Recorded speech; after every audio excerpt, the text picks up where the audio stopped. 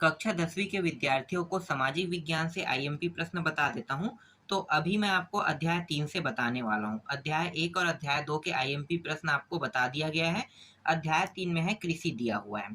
ठीक है, तो कृषि वाले टॉपिक में जो प्रश्न आएगा, देखो ये जो कृषि वाला जो टॉपिक है ना, हो सकता है आपके बुक में कहीं दूसरे जगह पे होगा अध्याय में। ठीक है, इसमें ये अध्याय 3 नाम में दिया हुआ है परीक्षा बोर्ड में, तो अदर जगह होगा। तो आपको इसी टॉपिक में इन प्रश्नों को ढूंढना है और टिक लगा लेना है और इनको अच्छे से याद कर लेना है। ठीक है, तो चलो मैं आपको दिखाता हूँ जो प्रश्न आ सकता है उन सभी प्रश्नों को। ये है पहला प्रश्न। ठीक है, जायद फसलों के दो नाम लिखिए। दो नाम है खीरा, ककड़ी। ठीक है, दो काफी है, अधिक लिखने की जरूरत नहीं है। नीरा बोया गया क्षेत्र से क्या आशा है? तो नीरा बोया गया क्षेत्र जिस भूमि पर फसल बोई जाती है उसे नीरा बोया गया क्षेत्र कहते हैं। तीसरा प्रश्न देखो, सन 1950-51 किस साधनों की सहायता से सर्वाधिक सिंचाई की जाती है? तो यहाँ पे आप देख सकते हो सर्वाधिक सिंचाई किससे किया जाता है? नहरों से। चौथा प्रश्न देखो, उत्पादकता में वृद्धि का उत्पादन पर क्या प्रभाव पड़ता है? तो उत्तर में क्या लिखना है? उत्पादकता में वृद्धि से उत्पन्न अधिक होने लगा है, जिससे अधिक से अधिक जनसंख्या का भरण पोषण हो सके। आपके आसपास सिंचाई के क्या क्या साधन हैं? तो सिंचाई के साधन बताना है। तो आप सभी को पता होगा कि हम नहरों से भी सिंचाई करते हैं। ठीक है, जब रबी फसल का उपयोग करते हैं तो नलकूप का उपयोग करते हैं, कुएं का भी उपयोग करते हैं। तो ये साधन है सिंचाई के। ठीक है, नदी भी कई जगह सिंचाई के साधन है, लेकिन नदी का जो पानी होता है वो नहर में जाता है, इसलिए नदी का नाम नहीं दिया गया है। छठवां देखो, आधुनिक कृषि के क्या क्या दुष्परिणाम है?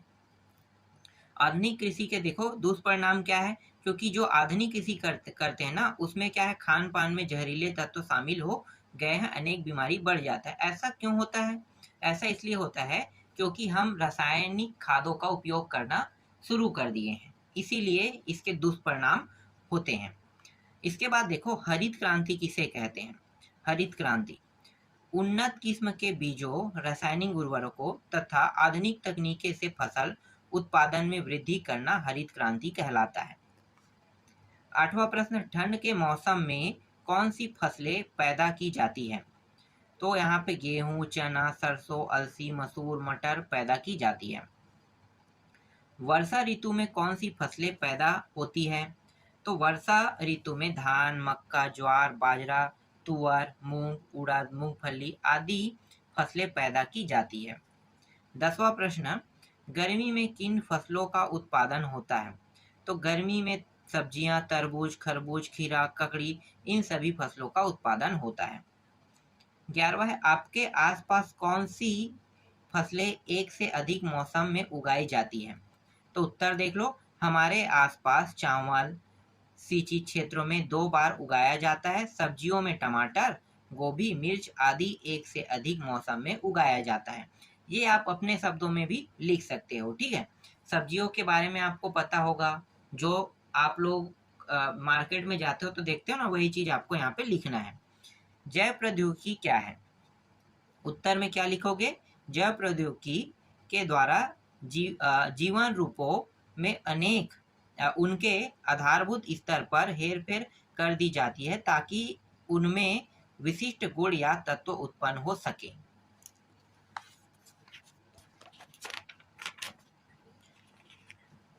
इसके बाद देखो, फसल चक्र। फसल चक्र किसे कहते हैं? एक ही कृषि भूमि में हर वर्ष बदल कर खेती करना फसल चक्र कहलाता है। जैसे धान के बाद दलहन या तिलहन की खेती करना, या फिर चना की भी खेती किया जाता है धान के बाद। ठीक है, इसी को हम फसल चक्रण कहते हैं। उत्पादन में वृद्धि की तुलना जनसंख्या के साथ करना क्यों जरूरी है? तो उत्पादन में वृद्धि हुई तो इससे अधिक जनसंख्या में वृद्धि हुई। जनसंख्या वृद्धि के कारण बढ़ी हुई उत्पादन देश में ही खप जाता है, इसलिए उत्पादन वृद्धि की तुलना जनसंख्या के साथ की जाती है। नलकूप द्वारा अत्यधिक सिंचाई के क्या दुष्परिणाम हो सकते हैं? तो उत्तर क्या बताना है? इसमें कई नलकूप सूख गए हैं। ठीक है, देखो नलकूप का अगर अधिक सिंचाई करोगे तो नलकूप में जो पानी है वो सूख जाएगा, जिससे भूमि का जल क्या हो गया भाई, कम हो जाएगा। ठीक है, अधिक दोहन का मतलब कम हो जाएगा, जिससे पीने के पानी के लिए भी लाले पड़ सकते हैं। तो ये इसका उत्तर हो सकता है। इसके बाद देखो नेक्स्ट प्रश्न, तिलहन से क्या अभिप्राय है? भारत में उगाए जाने वाले कुछ तिलहनों के नाम लिखिए। वे भी जिनमें खाद्य तेल, तिलहन का मतलब है कि जो तेल निकलता है ना, उसी को हम कहते हैं। तो भारत में उगाए जाने वाले मुख्य तिलहन मूंगफली है, सरसों है, इससे तेल प्राप्त करते हैं। तिलहन का मतलब तेल प्राप्त करना, तिली नहीं है ना। तिली जो आप सोच रहे होगे, तिलहन का मतलब तेल निकालने से संबंधित है, और तिली के नाम से ही तिलहन पड़ा है। क्यों? क्योंकि सबसे पहले ना भारत में जो तेल निकाला जाता था वो तिल का तेल होता था, और तिल के तेल से ही खाना बनाया जाता था। धीरे धीरे क्या हो गया, तिल के तेल के बाद मूंगफली का तेल आ गया, मूंगफली के बाद अब सरसों का तेल आने लगा, कई प्रकार के अलग अलग चीज़ों के तेल आने लगे ना। तो जो पहले ओरिजिनल आता था वो तिलहन तेल था, इसीलिए इसी के नाम से तिलहन पड़ा है। ठीक है, तिल का तेल मतलब तिलहन पड़ गया है। फिर मूंगफली, सरसों, नारियल, तिल, सोयाबीन, कपास के बीज, सूरजमुखी, अलसी, अरंडी तथा तोरिया है। ठीक, तो इन सभी से तेल निकाला जाता है। इसके बाद देखो, ये वाला प्रश्न तो मैंने बता दिया है। ठीक है, ये दोबारा रिपीट हुआ है, इसको देखने की जरूरत नहीं है। भूमंडलीकरण का क्या अर्थ है? भूमंडलीकरण का क्या अर्थ है? तो इसका उत्तर देखो, भूमंडलीकरण का आशय किसी देश की अर्थव्यवस्था का विश्व की अर्थव्यवस्था के साथ समन्वय से है। इसका मुख्य उद्देश्य व्यापार अवरोधों को कम करना, जिससे वस्तुओं का विभिन्न देशों में रोक टोक, आदान प्रदान या व्यवहार हो सके। ठीक है, ये इंपॉर्टेंट था। इसके बाद डायरेक्ट आते हैं पांचवा प्रश्न में। राजस्थान में धान एवं तमिलनाडु में गेहूं का उत्पादन क्यों नहीं किया जाता? अब भाई राजस्थान में धान का फसल इसलिए नहीं बो सकते क्योंकि वहां पे क्या पाया जाता है, रेत पाया जाता है। रेत में क्या आप बो सकते हो? नहीं बो सकते ना। तो यही मेन कारण है। चलो पढ़ के देख लेते हैं क्यों। और तमिलनाडु में इसलिए हम गेहूं नहीं बो सकते क्योंकि ठंड बहुत पड़ता है वहां पे, इसलिए वहां पे वर्षा होने लगता है। तो जहाँ पे ज्यादा वर्षा होगा वहां पे गेहूं नहीं बोया जा सकता। ठीक है, तो यही टॉपिक यहाँ पे आंसर में लिखा होगा, आप लोग एक बार पढ़ लेना। ठीक है, चलो आगे देखते हैं। यहाँ पे और कोई इम्पोर्टेंट क्या, ये नहीं है। ठीक है, तो अभी मैंने आपको जो बताया वो इम्पोर्टेंट था, दो दो नंबर के लिए। अब 4 से 5 नंबर, शायद 5 नंबर का प्रश्न है ना, तो 5 नंबर में ये प्रश्न आपको देखने को मिल सकता है। मोटे अनाज के उत्पादन में कमी होने के कारण बताइए। यहाँ पे इसका उत्तर लगा है। ठीक है, सबका उत्तर लगा है, अच्छे से तैयार कर लेना। ठीक है, ज्यादा प्रश्न नहीं बता रहा हूँ, बहुत सारे प्रश्नों को मैंने काट दिया है। जिन प्रश्नों को मैंने काट दिया उन्हें आपको पढ़ने की आवश्यकता नहीं है। देखो कई बार क्या होता है कि ऐसे भी टॉपिक 2 नंबर में आ जाता है। खरीफ फसल, ठीक है, रबी फसल और जायद फसल। क्या होता है, ये खरीफ फसल जो है ना, जब गर्मी के समय जाता है और जब बरसात के समय आता है, तब हम क्या बोते हैं, धान बोते हैं। तो धान, ज्वार, मक्का, ये सब कौन से फसल है, खरीफ फसल। रबी का फसल जब धान की कटाई हो जाता है, कटाई होने के बाद जो फसल बोते हैं उसे हम चना, मसूर, अलसी कहते हैं, यही रबी फसल है। और जायद फसल क्या होता है, ये सिर्फ 1-2 माह के लिए बोया जाता है या उत्पादन किया जाता है। और जो जायद फसल होता है ये गर्मियों में बोए जाने वाले फसल को कहते हैं, जैसे कि खीरा, तरबूज, ककड़ी, खरबूजा। ठीक है, इसका सबसे इफेक्टिव चीज क्या है मैं बताता हूँ जायद फसल का। देखो गर्मी के दिन में जब आप तरबूज बोते हो, तो तरबूज में क्या होता है, पानी सबसे अधिक होता है। लेकिन गर्मी के समय बोते हो तो मतलब गर्मी में ऐसे भी फसल उत्पादन होता है जो गर्मी में पानी तो पूरा गर्मी अवशोषित कर लेता है, लेकिन जब फसल बोते हैं तो फसल में सबसे अधिक पानी गर्मी वाले फसलों से ही प्राप्त होता है। जैसे कि आप तरबूज खाए होंगे, खरबूज खाए हो, तरबूज गर्मी में खाते होंगे। ठीक है, तो इससे पानी बहुत ज़्यादा मात्रा में निकलता है। ठीक है, तो ये जायद फसल है, 2 नंबर के टॉपिक के रूप में मैंने आप लोगों को दिया है। इसके बाद देखो ये इंपॉर्टेंट है, दूसरा दीर्घोत्तरी 5 नंबर में। साकरा गांव के फसल प्रतिरूप में बदलाव से क्या प्रभाव पड़े? आप स्वस्थ रोजगार, भूमि उर्वरक क्षमता आदि बातों को ध्यान में रखते हुए समझाइए कह रहे हैं। ठीक है, तो इसका भी उत्तर यहाँ पे आप देख सकते हो। ठीक है, आगे देखो, रबी खरीफ जायद फसलों का विवरण दीजिए कह रहा है। तो अभी मैंने आपको रबी खरीफ के बारे में बताया ना, वही टॉपिक है। यहाँ पे थोड़ा सा बड़ा दिया हुआ है, ठीक है, देख लो थोड़ा सा बड़ा है, क्योंकि 5 नंबर में ये प्रश्न आ सकता है, इसलिए 5 नंबर के हिसाब से इसे आपको पढ़ना है। तो जो मैंने बताया है अगर वो समझ गए हैं तो इसे आपको अलग से रटने की आवश्यकता नहीं है। अब जायद फसल ये वाला, ठीक है, जो मैंने बताया आपको ना अभी थोड़ी देर पहले, पूरा का पूरा ना वही चीज आप लिख देना। आगे देखो, फिर है फसलों के उत्पादन में वृद्धि के कुछ आधारभूत कारण क्या है। ठीक है, तो देख सकते हो, कुछ बोए हुए क्षेत्र में वृद्धि, सिंचित भूमि में वृद्धि, उत्पादकता में वृद्धि, ये इसका क्या है, उत्तर है। ठीक है, तो अध्याय 3 से बस यही प्रश्न आपको बोर्ड एग्जाम में देखने को मिल सकता है, इसके अलावा ज्यादा आपको नहीं पढ़ना है।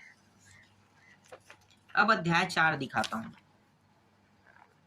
यहाँ पे देखो अध्याय 4 में दिया है खनिज संसाधन और औद्योगिकरण दिया हुआ है। ठीक है, तो इस वाले अध्याय में आप जाना और आप जाओगे तो जो जो प्रश्न मैं बता रहा हूँ उनको आपको टिक कर लेना है। ठीक है, इसी अध्याय में मिलेगा खनिज संसाधन और औद्योगिकरण में। तो चलो मैं आपको दिखाता हूँ कौन कौन सा प्रश्न इसमें इम्पोर्टेंट है। तो यहाँ से बनने वाले प्रश्न जो है वो 2 नंबर के रहेंगे, जैसे कि कौन कौन से खनिज ऊर्जा के महत्वपूर्ण स्रोत है, तो कोयला, पेट्रोलियम, ये सब क्या है, ऊर्जा के स्रोत है। इसके बाद देखो, भारत में सर्वाधिक मात्रा में पाए जाने वाला धात्विक खनिज क्या है, तो धात्विक खनिज है लौह अयस्क, सबसे ज्यादा मात्रा में पाया जाता है। एक शब्द में उत्तर मिल गया आपको। चलो आगे दिखाता हूं। ई नीलामी का अर्थ बताइए। तो ई नीलामी का अर्थ क्या होता है, ई मतलब क्या होगा भाई, कॉमर्शियल इंटरनेट होता है ना, तो वही चीज है। तो देखो, कंप्यूटर के माध्यम से ऑनलाइन से नीलामी की व्यवस्था को ई नीलामी कहलाता है। ठीक है, कंप्यूटर के माध्यम से मतलब इंटरनेट के माध्यम से। चलो आगे देखो, कोयला किस प्रकार का संसाधन है, तो कोयला जो है समाप्य संसाधन है, यहाँ पे दिया हुआ है। ठीक है, आगे देखते हैं। अगर बैंक नहीं होते तो पूंजी किस तरह उपलब्ध हो पाती, तो इसका उत्तर देखो, यदि बैंक नहीं होते तो उद्योगों को पर्याप्त पूंजी प्राप्त नहीं हो पाती, अनेक उद्योग धन के अभाव में विकसित नहीं हो पाते या बड़े उद्योग नहीं खुल पाते। इसके बाद 6वां प्रश्न देखो, क्या किसी जगह जमीन में गड़ा मिला आभूषणों का जरीखा खनिज है, तो इसका उत्तर क्या देखना है, क्योंकि देखो क्या है, किसी जगह में गड़ा हुआ आभूषणों का जखीरा खनिज नहीं है, क्योंकि उनमें विशेष प्रकार के पत्थर, खनिज, धातु आदि नहीं है, वह विशेष धातु से निर्मित वस्तु है। ठीक है, आगे देखो, 2 धात्विक खनिजों के नाम बताइए, तो एक तो है लोहा और दूसरा तांबा। इसके अलावा बहुत सारे हैं ना। खनिज किसे कहते हैं, भूपर्वटी में खोदकर निकाले जाने वाले पदार्थ को खनिज कहते हैं, जैसे लोहा, मैग्नीज। ऊर्जा से क्या तात्पर्य है, किसी भी उद्योग में मशीन को चलाने के लिए प्रयोग में लाई जाने वाली शक्ति को ऊर्जा कहते हैं। ये कई प्रकार की होती है, जैसे सौर ऊर्जा, पन बिजली ऊर्जा और वायु ऊर्जा। क्या भूजल खनिज है, बिल्कुल खनिज है भूजल। एक सेकंड, भूजल खनिज नहीं है कह रहा है ये, तो भूजल खनिज नहीं है भाई, हम तो भूजल को मिनरल ही कहते हैं। एक सेकंड, यहाँ पे कुछ अलग होगा, मैं पढ़ लेता हूँ तब मुझे पता चलेगा। क्योंकि इनका निर्माण भूगर्भीय प्रक्रिया से नहीं होता है, भूजल का भरण जल चक्र के माध्यम से होता है। वर्षा जल ही भूमिगत हो जाता है, जिसे हम भूजल के रूप में प्रयोग करते हैं। ठीक है, समझ में आ गया। भूजल इसलिए खनिज नहीं है क्योंकि ये जब वर्षा होता है ना तो वापिस पानी क्या होता है, ऊपर से नीचे रिस के चला जाता है, इसलिए इसे खनिज की श्रेणी में नहीं लाया जाता है। समझ में आ गया। खनिज हम उसे कहते हैं जो लाखों करोड़ों वर्ष बाद बनता है, उसे हम खनिज की श्रेणी में खनिज की श्रेणी में नाम देते हैं। इसके बाद देखो, क्या नदी तट की रेत खनिज है, तो इसके बारे में भी देख लेते हैं। हाँ, ये भी हो सकता है, नदी तट की रेत खनिज है क्योंकि ये लाखों सालों में बनता है ना, इसलिए। ठीक है, यहाँ पे पूरा उत्तर आप देख लेना, मैंने शॉर्टकट में आपको बता दिया। ठीक है, आगे देखते हैं। देखो यहाँ पे शेयर किसे कहते हैं, तो शेयर का मतलब आप समझते हो भाई, 2 व्यक्तियों के बीच पार्टनरशिप को ही तो हम शेयर कहते हैं। ठीक है। तो देखो यहाँ पे क्या लिखा है, या तो आप पार्टनरशिप कहो या हिस्सेदारी कहो। तो देखो यहाँ पे हिस्सा का उपयोग किया गया है, उसी को हम क्या कहते हैं, शेयर कहते हैं। खुली खदानों में पर्यावरण को कम नुकसान हो, इसके लिए क्या कदम उठाए जा सकते हैं? तो उत्तर क्या लिखोगे, खदानों को खोदने के बाद पाट दिया जाए, उस स्थान पर पेड़ पौधे लगाए जाए, कुछ वर्षों में वह भूमि हरी भरी होकर पर्यावरण को बचा सकती है। फिर ई कॉमर्स किसे कहते हैं? कंप्यूटर, मोबाइल, एटीएम के माध्यम से सामान खरीदना और बेचना क्या कहलाता है? ई कॉमर्स कहलाता है। इसके बाद नेक्स्ट देखो, औद्योगिक प्रदेश से क्या आशय है? औद्योगिक प्रदेश जैसे कि मुंबई, पुणे, ठीक है, हुगली प्रदेश, ये सब क्या है? औद्योगिक प्रदेश है। इसके बाद यहाँ पे देखो नेक्स्ट जो है 4 नंबर के प्रश्न है, इससे देखने को मिलेगा। ठीक है, बहुत सारे प्रश्नों को मैंने हटा दिया है, 4 नंबर में ये इम्पोर्टेंट है। उत्खनन किस प्रकार के पर्यावरण दुष्प्रभाव हो सकता है, उनका क्या योगदान है, क्या निदान है? ठीक है, इसको देखना है आपको। ये प्रश्न आपको मिल जाएगा आसानी से आपके गाइड में, इसको टिक कर लेना है। ठीक है, इसके बाद मैं आपको और दिखाता हूँ आईएमपी प्रश्न। इसके बाद देखो ये वाला 2 नंबर का प्रश्न है, ये औद्योगिकरण से क्या लाभ है? ठीक है, इसको देख लेना। ठीक है, ठीक है, इससे सिर्फ 2 नंबर और 4 नंबर के बनेगा। तो जो जो प्रश्न इंपॉर्टेंट है सिर्फ वही मैं बता रहा हूँ। फिर यहाँ पे ये 10वां प्रश्न देखो, ये इंपॉर्टेंट है। भारत में कोयला उत्पादन का विवरण दीजिए। ठीक है, तो ये प्रश्न इंपॉर्टेंट है, इसको आपको देख लेना है। तो यहाँ पे दामोदर नदी घाटी में कोयला उत्पादन होता है, सोन नदी घाटी में, महानदी घाटी में, महानदी छत्तीसगढ़ उड़ीसा वाला एरिया है ना, और एक है गोदावरी घाटी है। तो यहाँ पे कोयला का क्या होता है? उत्पादन होता है। फिर देखो ये वाला प्रश्न इंपॉर्टेंट है, उत्खनन से कौन कौन सी समस्या उत्पन्न होती है, इसको आपको देख लेना है। ठीक है, ये प्रश्न आपको आपके गाइड में मिल जाएगा आसानी से। फिर ये देखो हाल, बाल्को, HMT, HTL, इसके बारे में आपको नाम लिखने के लिए अगर पूछा जाएगा तो आप आसानी से बता सकते हो कि इसका पूरा नाम क्या है। ठीक है, इसे हम हिंदुस्तान एयरलाइन कंपनी कहते हैं। ठीक है, इसी तरह से देखो भारत एल्यूमिनियम कंपनी लिमिटेड कहते हैं इसको।